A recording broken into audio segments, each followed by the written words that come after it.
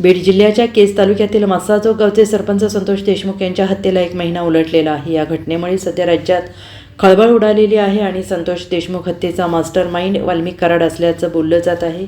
वाल्मिक कराडला खंडणीच्या गुन्ह्याबद्दल अटक करण्यात आली आहे। यानंतर त्याला न्यायालयीन कोठडी सुनावण्यात आली। त्यानंतर SITने वाल्मिक कराडचा ताबा घेत त्याच्यावर गुन्हा दाखल केला। यासोबतच वाल्मिक कराडवर मोक्का देखील लावण्यात आला आहे।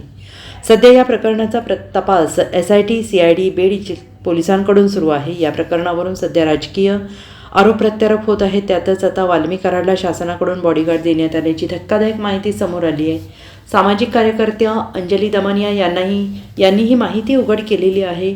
अंजली दमानिया यांनी नुकतंच हे संवाद साधलेला आहे आणि त्यावेळेस त्यांना वाल्मिक कराड आणि संतोष देशमुख या हत्या प्रकरणाच्या चौकशीबद्दल प्रश्न विचारण्यात आले आणि त्यावर त्यांनी अंजली दमानिया यांनी विविध खुलासे केले आहेत। वाल्मिक कराडला शासकीय बॉडीगार्ड कसा दिला, कोणी दिला आणि कोणाच्या सांगण्यावरून दिला, असा सवाल अंजली दमानिया यांनी केला आहे।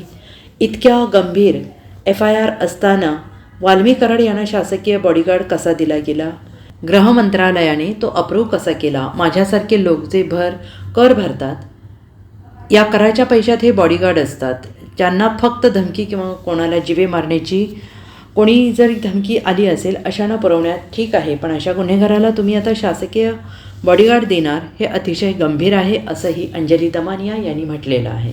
Bureau report SBN Marathi, Mumbai.